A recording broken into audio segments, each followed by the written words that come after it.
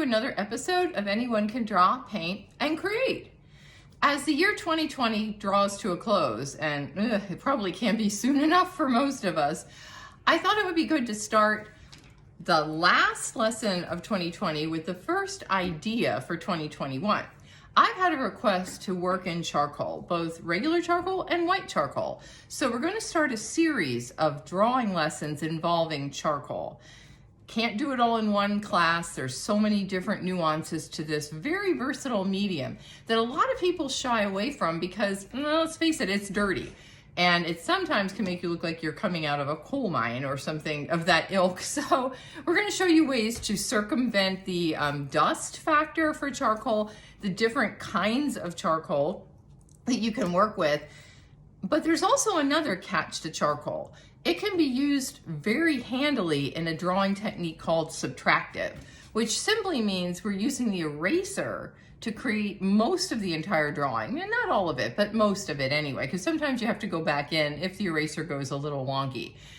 Erasers, to me, remind me of like a tabula rasa or fresh start, and what better way to start the new year than that? So erasers in hand, charcoal at the ready, let's get started. So I did mention erasers, and I wanted to go over those before we actually get started with the drawing. There are lots of different kinds of erasers, and the one you're probably most familiar with is this one, the pink one on the top of a number 2 pencil. This pink eraser, or also called a pink pearl eraser, is probably the most common eraser and certainly the most ubiquitous. It's everywhere, and we're going to use that to help draw thin little lines. There's also this eraser, which is white, and it's not because it's white, it's because this is a really old pencil. When erasers get really old, they develop a coating that makes them almost impossible to erase something. You probably tried if you had a pencil and erased and it smeared. But these are great for blending. So I am going to use an old eraser as a blending tool. Then I have this handy dandy little tool, which you probably, maybe you have around, I don't know. It's called a drafting eraser. It's very precise, and it's for getting the fine little lines that we might want to get to show the background after we lay down a coating of charcoal. Then there's this, which is the complete opposite of the last eraser I showed you. This is called a kneaded, spelled K-N-E-A-D-E-D, not as in I need you, but a kneaded eraser. Anyway, this eraser is very soft and pliable, just the absolute opposite of the eraser we just talked about, the mechanical eraser, two polar opposites. This one is great though because it's self-cleaning. You can see how grungy it is on the outside from previous drawing encounters, but I can kind of push the inside around here and create a clean surface. I can also mold this eraser almost like silly putty to whatever shape I need it to be. So if I need it to be a point, I can do that. If I want to erase a wide area, this is good for picking up huge amounts of pigment, or charcoal in the case that we're using. Then we have my Factus friends, the black Factus and the white Factus.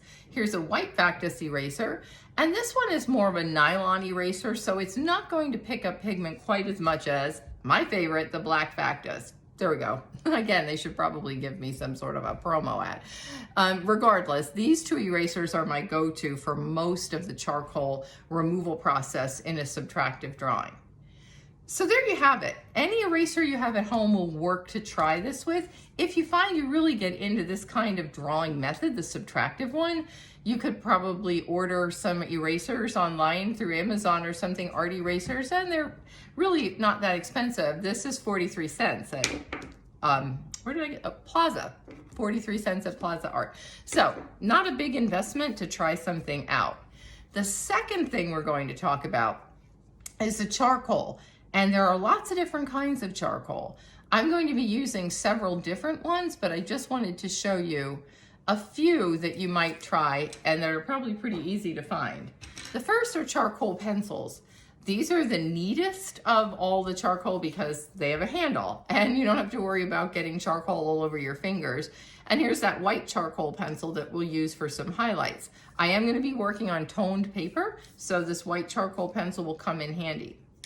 Just like drawing pencils, charcoal pencils have a lighter and a darker, or a softer and a harder, not lead, but pigment insert. So you have to look at what kind of pencil you have to see what it's going to do. A medium charcoal is going to give you a very precise line. A soft charcoal, the dust is going to scatter and it's going to be more soft and expressive. If you have this kind of charcoal, here it is. This is called pressed or compressed charcoal. And this is just charcoal that's been pressed at a very high pressure and temperature to create a coating, but it does come off on your hands a little bit. And this can also be used this way to get a thick area or on the edge to get a precise area. Then we have vine charcoal. Vine charcoal or willow charcoal is a very thin, very soft, very fragile charcoal, and probably the one that makes people shy away from using charcoal because you start drawing and it crumbles and presses and it's like, what's going on? This charcoal is very soft though. It gives you those beautifully dark, expressive lines. And then lastly, we have this stick charcoal, which is the softest of the soft. It's almost like using powdered charcoal, and we're going to use this to lay in our background on our drawing. Time to get started on that drawing, and I'll move the camera down so you can see the kind of papers we're going to choose from. You can pretty much use any kind of paper that you have around the house. Drawing paper is preferable. Watercolor paper works. I've even done charcoal on canvas boards. So anything with some kind of a surface that'll hold pigment will be fine. I have 3 different kinds of paper here, and I'll just go briefly over what the difference is. This first one, which I have a small sample of, is a really soft velvet rough paper. This one is made by the Holbein Company, and it's called Sabertooth. Very fancy technical paper. I use this for pastel work, but I wanted to show you how it works with charcoal. The more common ones are the Strathmore and the Me-Tenths. This is Strathmore, and this is a very smooth surface, so it's called hot press because it has a smoother tooth to the paper. You don't feel as rough.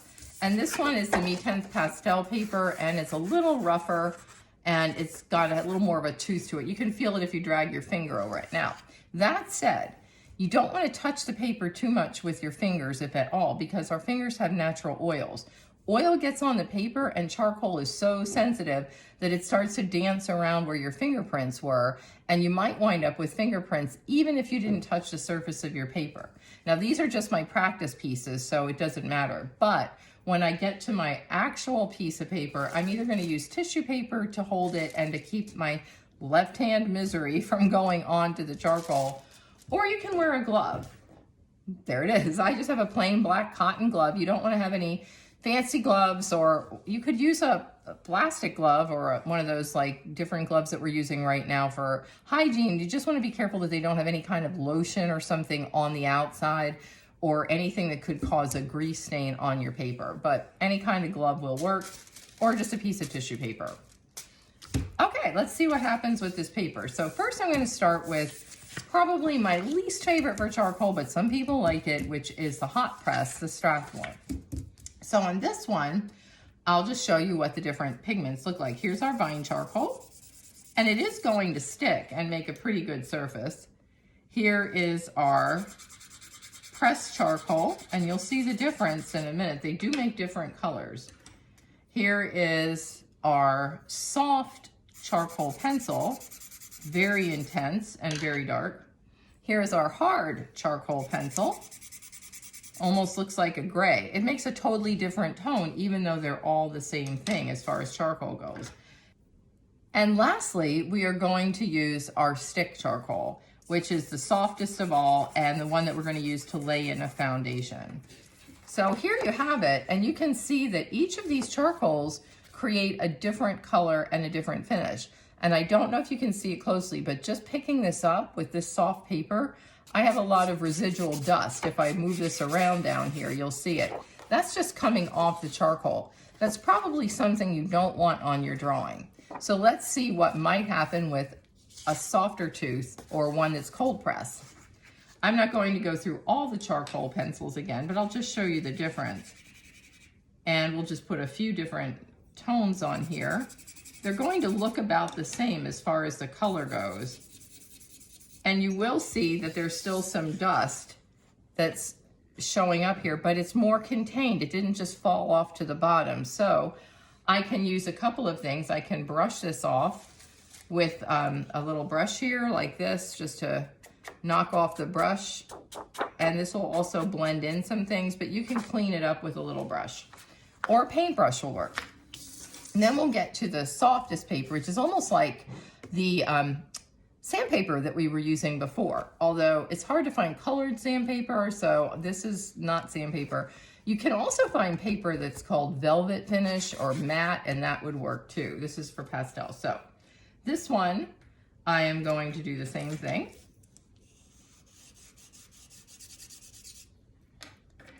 And we'll try some different ones here with the vine, and just do one of the pencils, the other pencil. And you can see on this one, almost nothing came off as far as dust. So this has more grip.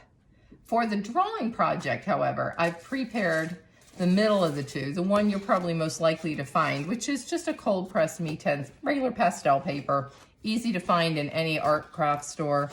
And I've already blocked off an area because I just want to do this kind of small, so I've used my tape to create a nice little frame. Subject matter wise, I thought it would be fun to do just a simple flower.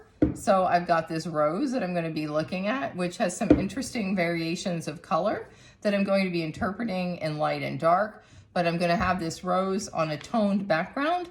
So we're going to start with that. To tone the surface of my paper so that I can put this rose in, and I'm not going to do the vase, I'm just going to do a little sketch of the rose up here.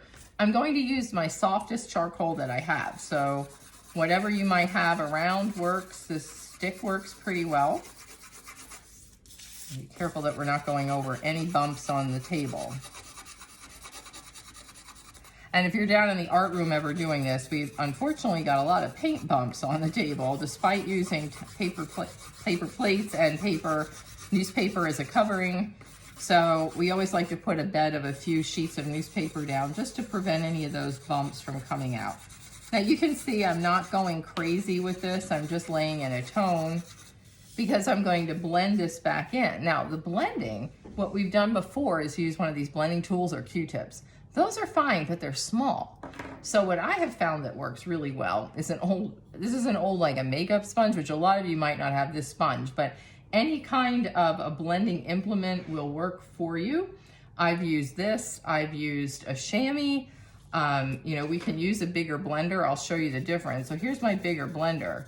The key is to go the opposite direction here, but I'm going to, in this case, just kind of smooth this in, and you can see this is getting rid of a lot of the pigment. So I might not want to use this on this paper. I've used this before on that Sabertooth paper, but now that I look at that, that's not going to work for us too much either. So lay back in some pigment and go to the next plan, which is going to be just using my little duster brush to kind of blend this in.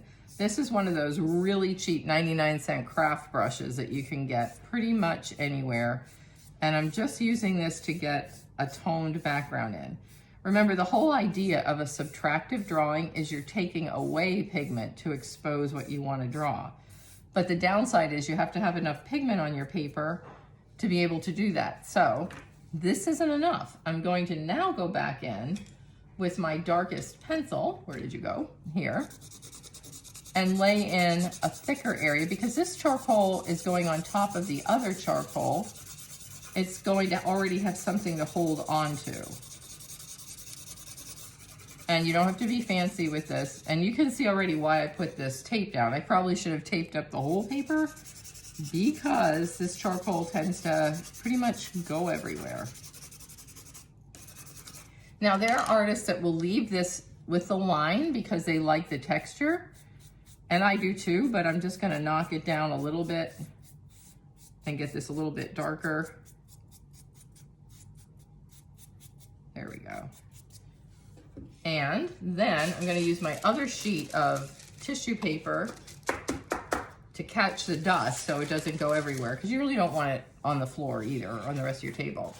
So there you have it. That's our toned surface. Time to get started drawing that rose. So I'm going to start with my kneaded eraser, and I pulled off a small piece, and then I have my larger piece. I'm going to use the small piece to just rough in where those petals go. I'll show you a picture of what I'm looking at. And there you have exactly what I'm going to be drawing. I'm not doing that vase, so I'm just doing a few of the leaves and the petals of this rose, knowing that the lighter yellow is going to be transposed as lighter. And what I'm going to do is just start drawing lightly around the outline of my drawing. So you can probably see a little bit of light, but I'm not going too crazy into detail. I'm just trying to block in my composition. So I don't want to remove too much of the pigment yet. Watching these rose petals go around, and I have one rogue petal that's sort of falling off to the side here, but I kind of like that. I like the imperfection of that. Then we've got the little leaves on the bottom, the stem, which I'm just going to suggest because there is dimension to the stem too. And then the leaves, which curl. So this is why I'm using this smaller eraser to start. This one's interesting, it's a broken leaf, but I'm drawing what I see. And I see a broken leaf, then that's what we'll have. There's a lot of leaves on this side, and this leaf just kind of curls in and goes underneath. So there we go. And there's, oh, a little leaf kind of poking out in the back. This is what you would want. It's not a lot of detail. It's just like almost a ghost outline of where we're going with this drawing. Once we have that, and here's my tissue paper, now I can start with my charcoal pencil or the vine charcoal, whichever you prefer, but we want the soft one. And I want to really emphasize my darks. So yes, I am drawing back into this, but then I'm going to be erasing some of this out and blending it too. But you got to start somewhere. And you are allowed to go back and forth in a mostly subtractive or reductive method in order to get the areas that you want seen. But primarily, we're using the eraser to define what's going on.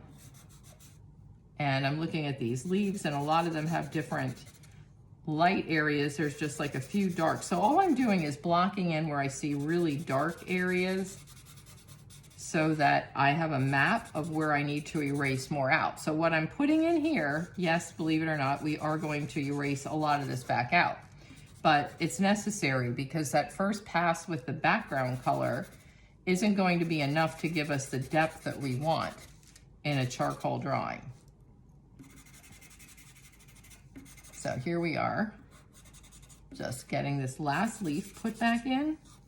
And now I can go to my, go to my regular blender and just, again, lightly blending this in so that I'll be able to erase out and start to develop the textures of this picture of this rose. So these are the darkest petals. I guess this is a variegated rose or a dipped rose, and I'm not sure what. Somebody that knows more about roses will know what kind this is. I just know it's pretty, but it also has a lot of interesting tones, and I kind of like that. So you can see I'm taking this color that I put in and blending it in to try to get a little more depth. Oh, I see another little petal. What I love about drawing is you see things sometimes after the fact, and that's what helps make it more interesting. There we go, this way, that way, and we've got this. Okay, so you can see I've laid in some of the darks. Now I'm going to use the eraser that I called the mechanical eraser, or the very thin defined one. And again, if you don't have that, you can use the edge of your pink pencil eraser, or you can use the Factus eraser, maybe just cut a piece off to get an edge, whatever works for you. I'm gonna use this one because I really do like the precision that I can get here when I'm trying to define the really light areas of this. Now the key to this is this has to get cleaned off pretty regularly because you can see it's building up pigment. So I can clean off my eraser just rubbing it on the tissue paper a little bit. And there's a big bright highlight coming down the edge of my stem. And then this leaf, I really like this eraser, but you can see my hand, I'm intuitively cleaning it off. You really have to be precise about the cleaning or you're just gonna get a lot of globs and then probably not be too happy with that. I can also use this to get some texture, because this top leaf up here has some striation, and I'm just using this leaf and this eraser to show some of that. Then when I see really light areas, I'm erasing out. So it's almost, imagine that you're drawing with a white pencil, but you're using your eraser instead. Now, if you have white paper, this will work to a point, but I've never found it as efficient as using a toned paper surface. I just think there's something nice about having whatever tone you like, but a blue tone, a white tone, some kind of tone looks better. Okay. And then if I come up here, I see, I can use this eraser for bigger areas too, because there's this really light petal that I missed the shape on the first pass. And then I'm going back in here. And I'm going to use this to make some of those lines that I see on the different parts of the petal. And I'll hold this up and we'll look back at the drawing again to see where we need to go, or I mean the subject matter, just see where the drawing needs to go. And you can get as detailed or as expressive as you want with this. It's totally up to you as the artist where you want to go in doing this kind of a drawing. There we go. Okay, we go up here and get this.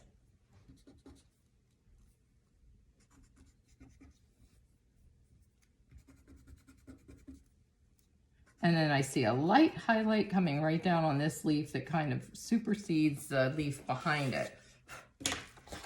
So now I've blocked in a lot of the rows. It's time to just do some touch-ups and maybe add that white pencil. There's nothing wrong with making this like a combo drawing, if you will. And I'll show you an expressive technique where some people use the eraser in the background just to draw extra lines. It might not be your cup of tea, but it's worth experimenting with. And some of the artwork that follows is going to show you examples just like that. Okay, so I think we'll go with the vine charcoal now, because I want to try to show you all of the different ones that we're using to go back in and soften out some of these areas. So you can see the vine charcoal is a natural when it comes to blending and getting subtleties and getting some of these dark areas on the rows. And also drawing in your little lines, because we need to constantly be going back and forth to get some of these lines. And let's see that this needed to go much darker than what I had it. And this did too. So you can do this as corrections as well.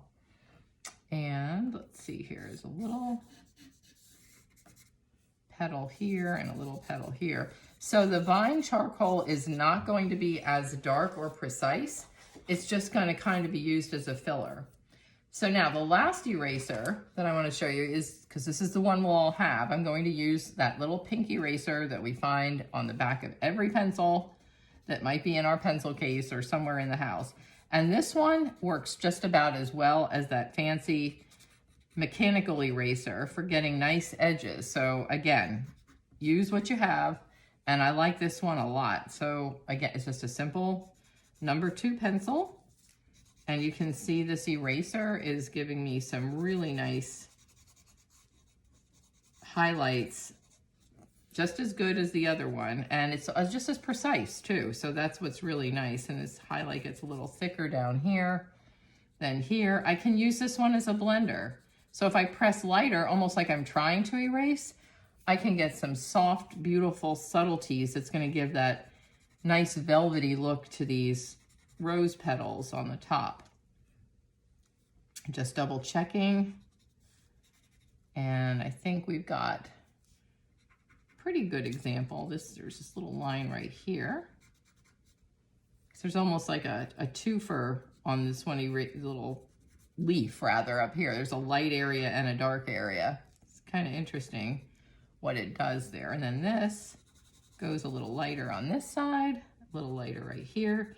So you can see now I'm adding or adding the highlights by taking away the charcoal. So that is why exactly why this is called the subtractive method of drawing. And if you're not comfortable with drawing or you've never tried it before, this really is the way to go because it forces you to see shapes. There's at no time is my brain looking at this and going, this is a rose, because it's really, I've thrown my brain a curve. I'm not looking at the rose, I'm looking at the shadows and the highlights.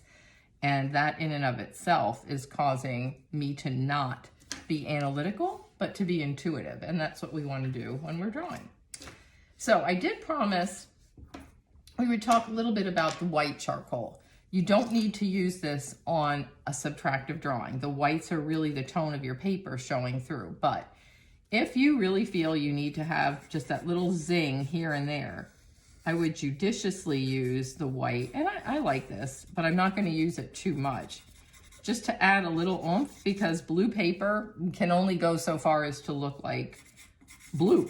It's not going to be the white. So if there are some areas that you really feel need more definition, and this one probably needs a few little areas, not too many, I can use my white pencil. The key is don't overdo it. If you use too much of this pencil on a reductive drawing, it's going to wind up looking forced and not probably what you want it to look like. The whole point of using the eraser method is to try to keep things loose. And that's a challenge for people that like to be able to control the whole drawing, but it's all right. There we go. I think that's probably good enough. Let's try a little line right in here.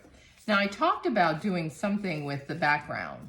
So you want to unite your background by erasing out some of the charcoal. We're already doing that, but I could just add a few little squiggly lines in here if I wanted to. Here comes my black Factus eraser. You know, maybe I'm just going to erase out a little bit so it's not just so solid. I've seen people take erasers and drag them over the whole surface and kind of create a secondary abstract piece. I'm just going to do this a little bit. Now, I don't want this to overpower my drawing, so I have to be careful what I'm doing. But this might not be something you want to do. And if not, the cool thing is you can take the side of your eraser and just kind of blend some of those lines back down. So I'm just really adding a softness around the edge and giving it some sort of a finished look. So here we have the rose, for better or worse. I'm just going to do a few little touch-ups here and I'll be back to show you what we do to keep this dust from going everywhere once we're finished. I did a few little blending tweaks and here is my finished charcoal rose with a reductive process and just a little bit of tweaking by adding in a little white pencil for a few highlights, but mostly it's the blue paper and the eraser.